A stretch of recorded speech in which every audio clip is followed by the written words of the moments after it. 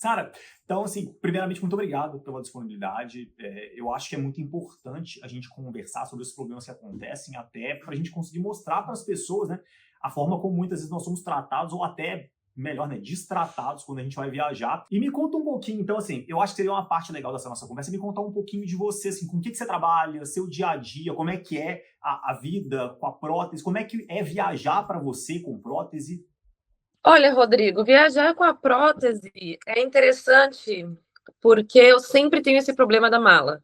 Até, inclusive, nesse exato momento, eu estava aqui no chat conversando com outra empresa daqui da Europa para pedir, porque eu sempre preciso de uma carta dizendo que eu estou com a minha prótese e que eu não quero pagar para levar minha prótese, né? Já aconteceu de eu ter que pagar 50 euros, que dá em torno de 5 vezes 6, R$ 350, só para levar uma mala com as próteses dentro. Então, toda vez que eu vou viajar, não importa para onde, eu tenho que ter certeza que a empresa sabe que eu estou levando as próteses, porque eles podem me cobrar pela mala, né? Então, é uma coisa que está sempre na minha cabeça, que se eu vou para um lugar com praia, eu tenho, né, minhas próteses, cada uma para um específico, para uma coisa específica. Eu tenho a prótese da água. Então, se eu vou para um lugar com praia, eu tenho que levar minha prótese de água. É porque eu Se não eu vou para um sabia lugar. disso. Eu acho que é uma coisa até diferente, assim, pra gente que não sabe. Então é mais de um tipo de prótese. Isso, eu não posso andar só com uma prótese. Deixa eu ver, eu tô com uma aqui. Essa aqui foi uma das que eu perdi, que é a que eu uso no meu dia a dia. Ela é feita de esponja e ela não pode molhar. Então, se eu vou viajar, é óbvio que eu preciso da minha prótese de água para poder tomar banho, para poder ir para a praia, que ela é feita de material diferente, um material que pode molhar. Daí eu tenho outra prótese, que é uma prótese de corrida, que ela tem aquela lâmina, sabe, para correr. Então, essa prótese é super pesada. Se eu fico usando ela por muito tempo, ela me machuca, causa bolha. E foi ela que eu estava usando na viagem em que eu perdi a minha mala com as outras duas próteses. Que você perdeu, não, né? Que perderam a sua mala para você. Perderam a minha mala. Infelizmente. E me conta melhor como é que foi esse caso da perda da mala, como é que foi esse dia da viagem, como que tudo aconteceu, se você puder relembrar um pouquinho. Então, eu fiquei um mês no Brasil, estava de férias. Eu moro na Irlanda há um bom tempo já. Então, fazia 2 anos que eu não via minha família. Fui para o Brasil, fiquei um mês, foi incrível. Eu sou de Porto Alegre, estava lá. E daí deu o dia para voltar para Dublin, né? Eu moro aqui na Irlanda. Então, eu cheguei lá no balcão da companhia e com a minha mala, e dentro da minha mala, com as minhas roupas, eu levo duas próteses. E eu estava usando a minha prótese de corrida no dia, por quê? Porque acontece de um avião fazer conexão com outro e às vezes eu tenho que correr. Então, na verdade, eu estou muito satisfeita que eu tenho uma prótese de correr, porque eu literalmente às vezes tenho que correr no aeroporto.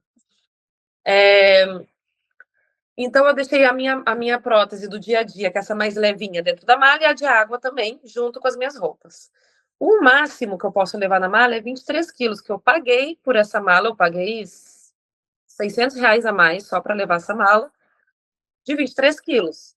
Quando eu cheguei lá no balcão, o moço que trabalha lá para essa companhia me falou: olha, passou, tá 25 quilos a sua mala e eu não posso, você vai ter que abrir e tirar alguma coisa. Daí, geralmente, né, em várias outras vezes que eu viajei, eu sempre falo: olha, eu tenho duas próteses aí dentro, cada uma pesa no mínimo 3 quilos, então provavelmente é isso que está aumentando, é uma coisa, né, é um objeto médico, de uso médico. E daí eu percebi que ele estava despreparado, que ele nunca tinha lidado com isso, porque ele olhou para mim e falou: mesmo assim, você tem que tirar alguma coisa que eu não posso deixar você passar. E daí já começa ali o constrangimento, né? Porque eu fico pensando: será que eu devo mostrar uma carta do médico? Será que eu levanto a perna? Será que eu peço para falar com o gerente? Será que não tem esse treinamento? Será que é essa companhia? Porque em outras companhias eu já ouvi falar disso, né? Em outras companhias eles falam: ah, não, se é assim, tudo bem. Mas dessa vez não, dessa vez já foi ali em Porto Alegre, de Porto Alegre para São Paulo já começou a bagunça. Falei: tá bom, abri a mala, tirei umas roupas, coloquei na mochila. Ele viu que eu tava nervosa, né? E daí ficou, sei lá, 24 quilos. Ele falou: tá bom, deixa assim. Falei: tá, tem duas próteses aí, é conteúdo frágil, né? Daí ele colocou, arrumou, botou a mala para despachar e era isso. E ele não colocou que era frágil. Mas eu estava atrasado, tinha que sair correndo já para pegar o voo. E daí, quando eu cheguei no embarque, me chamaram para rever a minha mala, que tinha um objeto dentro que não podia passar. Daí me levaram para uma salinha. Isso foi erro meu, eu deixei meu power bank, que foi recente isso. Que agora não pode viajar com power bank. É porque agora tá mais rigorosa a fiscalização, mas o problema do power bank é que ele tem aquela bateria de íon de lítio dele, né? E é uma bateria altamente inflamável. E se pega fogo com isso lá embaixo do avião, assim, alguns aviões a tripulação consegue conter o fogo lá embaixo, em outras tantas tem que inclusive cortar a oxigenação. E aí corre o risco de estar transportando, por exemplo, carga viva naquele dia. Então, assim, Nossa, mas faz muito pouco tempo. Isso aí mudou enquanto eu estava no Brasil. Então eu levei na Irlanda o meu power bank. Quando eu cheguei lá, não podia viajar com ele mais. Então me chamaram lá na salinha. Eu acho que pode ter dado essa confusão também. Eu fui lá nessa salinha, tirei o power bank de dentro da mala, daí embarquei no voo. E, ok, minha mãe tinha me dado uma capa, né? Porque eu viajo muito e eu não quero perder as malas. Então ela fez uma capa azul e escreveu S na frente. Lindo, assim, S de Sara. Então eu tava bem feliz. Pensei comigo, comprei uma mala novinha, tinha acabado de comprar a mala, com uma capa nova, tudo lindo, tudo perfeito. Graças a Deus essa mala tinha lá aquele código que a gente põe para fechar, que ninguém consegue abrir, tipo, para, né, um cadeadozinho. Cheguei em São Paulo, a aeromoça, né, os aeromoços falando no avião que não precisava fazer o check-in da mala de novo, que era só seguir direto para a destinação final. Então, eu fiz Porto Alegre, São Paulo, Londres, Londres, Dublin. Quando eu cheguei em Londres, falaram de novo, não precisa pegar sua mala vai chegar no destino final. Quando eu cheguei em Dublin, minha mala não chegou. Daí eu fui lá e pedi, né, para eles o formulário de mala perdida, anotei todos os meus dados e a moça da companhia falou: a sua mala vai chegar na sua casa amanhã. Isso é normal, isso sempre acontece. Até 72 horas você vai ter sua mala. E esse aqui é o número, fica acompanhando pela internet. Falei, beleza. Tá com 2 próteses dentro, mas vai chegar amanhã, não preciso me preocupar. e eu acho, assim, só para colocar, Sara, para quem não sabe, o nome disso, desse relatório que você preencheu é PIR, né? Que fora do Brasil é Isso. Property Regulatory Report, que é o documento que você Isso. preencheu lá no aeroporto e aí a companhia, a partir dali, começa as buscas pela sua mala. Isso, exatamente. Foi isso daí que eu preenchi. Daí, quando eu tava cuidando, né, no site, para ver onde é que minha mala tava, e daí eles atualizaram dizendo que minha mala tava na Espanha. E tava verdinho lá, tava uma barrinha escrito, ai, boas notícias, encontramos a mala na Espanha. Eu pensei, nossa, que história engraçada, né? Ai, minhas pernas foram parar em Madrid. Eu tava ainda de boa. Daí eu pesquisei o voo que vinha de Madrid para Dublin e pensei, amanhã chega minha mala, tudo certo, tudo dentro né, do prometido, porque eu tinha que trabalhar. Eu ia chegar em Dublin, ficava um dia de férias ainda e depois eu voltava a trabalhar. Quando deu o outro dia, a mala não chegou, ninguém ligou, não atualizava nada no sistema, eu já comecei a ficar nervosa. Daí eu tentei falar com a companhia.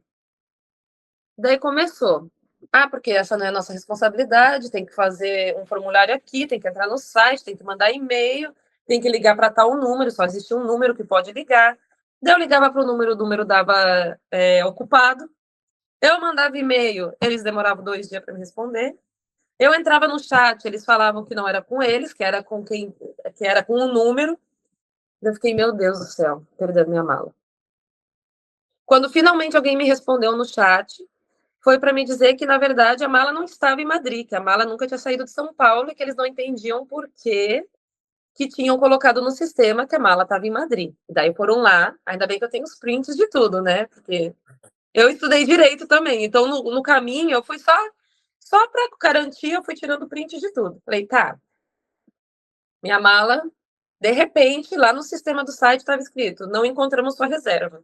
Falei, olha, até cancelaram, não tinha mais nada de Madrid, de nada. Daí, no 5º dia, minha mala chegou, sem roda, toda rasgada, sem capa, e com as próteses com alguns arranhões por dentro, né? Com chocolate que eu comprei todo amassado. E simples assim, jogada na frente da minha casa. sem saber de onde venho, de onde é que estava, e eu falando, informando para eles, eu tenho uma deficiência, eu preciso das minhas próteses, podem me dizer, por favor, onde é que está, né?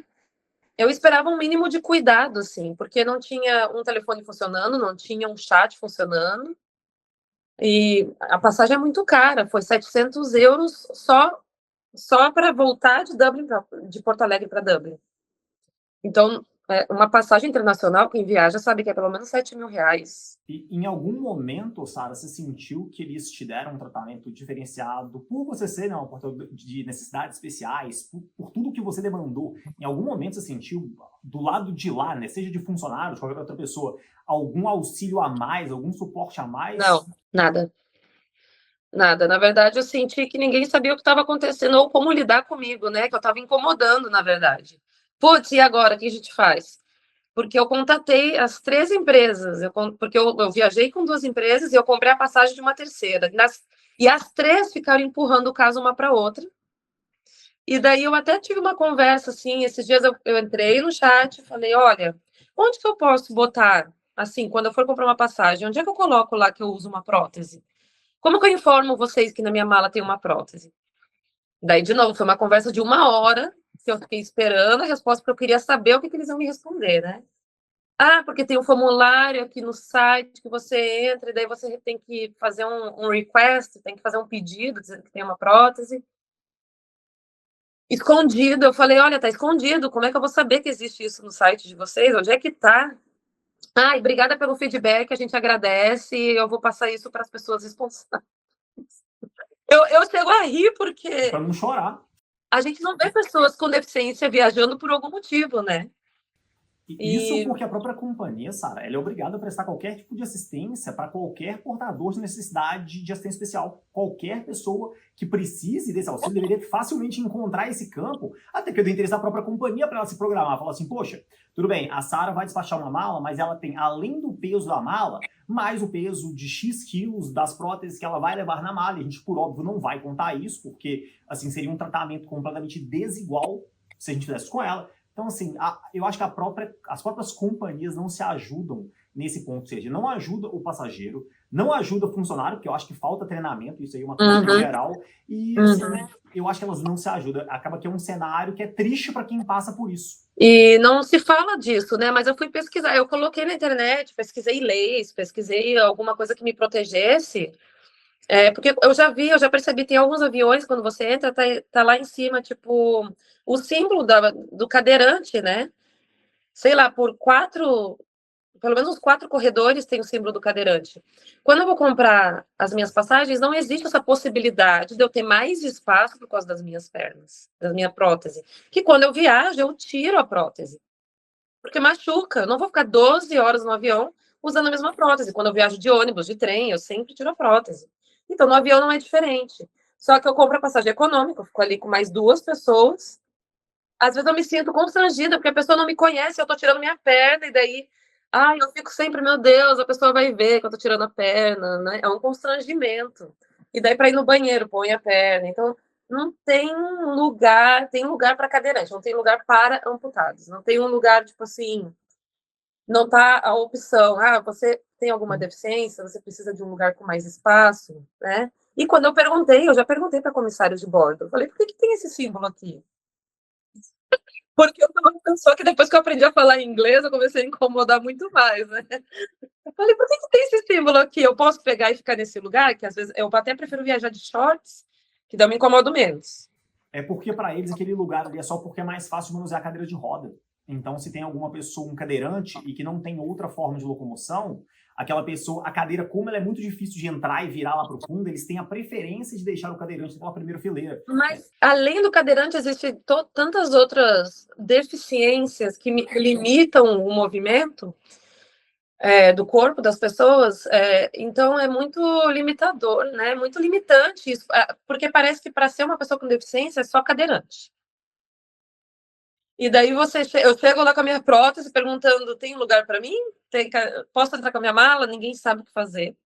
Então eu senti dessa vez que eu não podia, eu já passei muitas situações constrangedoras, mas dessa vez me pegou de uma forma que eu falei, não dá mais. Eu vou ter que falar, eu vou ter que vou ter que expor essas coisas, porque não devo ser a única que passo por isso, Com né? certeza não é. Assim, a gente está falando aí de milhares de pessoas todos os dias com problemas. Eu ousaria dizer, são mais de dezenas de milhares de pessoas todo dia com voo cancelado, voo atrasado, mala perdida, mala quebrada. E a gente tem muito esse costume aqui no Brasil, né, de terceirizar a culpa. Então, assim, por exemplo, a pessoa decide entrar com uma ação, tá entrando com ação contra a companhia aérea, que é dinheiro fácil. Agora, experimenta chegar no voo atrasado 1 minuto para ver se eles vão te deixar entrar. Então, se a gente tem uma tolerância muito grande lá do consumidor, que a gente paga as passagens mais caras do planeta, por N motivos, né? A gente paga passagens muito caras porque eles gastam em dólar, mais ganham em real. A gente paga passagem muito cara porque a tributação é muito cara aqui no Brasil.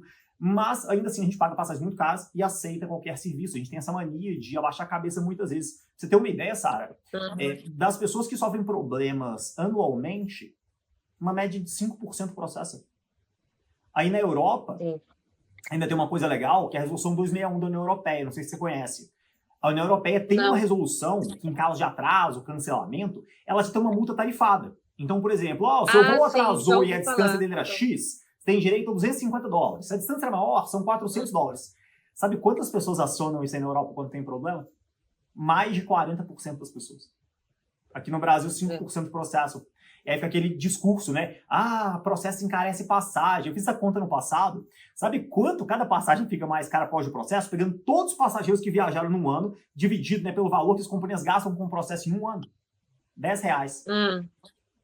R$10. Eu fico brincando, é a mesma coisa ter uma dívida de, sei lá, R$1.000 e falar que foram os R$10 que você gastou na padaria que estão te deixando com aquela dívida. Então, é basicamente esse cenário que a gente vive. E, assim, eu acho louvável isso que você está fazendo. Eu acho que tem que contar problemas como esse. Eu acho que tem que relatar. Porque, no fim das contas, o que a gente quer é um tratamento mais digno, um tratamento mais humano. E que as coisas não continuem assim. Eu acho que a gente, enquanto sociedade, tem que evoluir demais. Poderia incluir, né, nos cursos de aviação, como lidar com pessoas com deficiência, em todos os cursos. Eu luto muito por isso, pela acessibilidade. E acessibilidade não é botar uma rampa. Acessibilidade é ter conhecimento sobre o que a gente precisa. Porque eu não tenho uma perna, mas tem pessoas que não têm um braço, daí eu não sei qual a necessidade dessa pessoa. E para entender que do outro lado é uma pessoa, né? Porque muitas vezes é o que você falou, eles só querem resolver o problema e dispensar logo. Então, assim, eu acho que o próprio trato com o passageiro ele tem muito a evoluir, né? E, assim, você tem alguma colocação final, algo que você gostaria de colocar, algo que você gostaria de falar? Se as pessoas que assistirem a nossa conversa, se alguém tiver uma deficiência, já tiver passado por isso, tem que fazer a mesma coisa que eu estou fazendo. Porque se a gente não reclamar, não vai mudar. Só que uma pessoa reclamar não vai adiantar muito. Então, reclamem, processem, procura o Rodrigo. Eu acho assim que, ainda que queira fazer uma reclamação extrajudicial no ANAC passageiro, que é uma ferramenta que a gente tem agora para reclamações também, eu acho que o consumidor ele só é ouvido quando ele tem um problema e reclama. Porque senão vai tudo passando batido. E aí, igual você falou, né? Uma pessoa só reclamando acaba que não gera tanto efeito. E por mais que processos, demandas extrajudiciais tenham um objeto financeiro, né? Um objeto pecuniário, também tem o objeto educativo de falar assim, isso aqui não é aceitável. Isso aqui não pode acontecer. Nem com a Sara, nem com o Rodrigo, nem com ninguém. Porque podia ser com a sua mãe, podia ser com o seu irmão, podia ser com o seu pai, com alguém próximo a você. Algum dia talvez até com você. E, assim, eu acho que as pessoas têm que se conscientizar disso para a gente lutar por um cenário melhor para os consumidores de forma geral. É isso que eu acredito também. Tem que... Se a gente não falar, né? Muitas pessoas me disseram, nossa, que corajosa que você é de falar isso, de expor, porque eu acabei dando entrevista até para o jornal aqui da Irlanda, né? Só que eu realmente, não dá, é inaceitável. E eu ainda tô esperando que eles me paguem pela minha mala que eles quebraram. Já faz mais de uma semana que eu mandei um e-mail sobre a mala, com fotos, com provas, com tudo. Silêncio. Um e-mail automático dizendo, estamos analisando o seu caso. Sabe-se lá quanto tempo eu ainda vou ter que esperar, se é que eu vou receber alguma coisa de volta, pela mala que eu acabei de comprar, pela capa que minha mãe me deu, né, que tinha valor sentimental, mas não é tão importante assim. Eu me pergunto quem pegou aquela capa, rasgou, jogou fora, falou, ai, deu. Que isso? É muita falta de consideração, eu acho, com o passageiro, sabe? Eu tenho certeza. Infelizmente, assim, vendo isso todo dia, eu falo que é difícil me surpreender. E a surpresa, quando vem, normalmente é negativa. A surpresa positiva eu nem me lembro, a última que veio. Mas, assim, Sara, brigadão pela disponibilidade, obrigado pela conversa. É um prazer estar aqui conversando com você, vai ser um prazer te ajudar. E conta comigo para a gente conseguir o melhor resultado possível, seja ele alcançando mais pessoas, seja ele ajudando a conscientizar cada vez mais a sociedade que situações como essa não poderiam, não podem, e a gente espera que nem poderão no futuro próximo acontecer. Obrigada, Rodrigo. Obrigado. Tchau, Tchau. tchau. Boa tarde.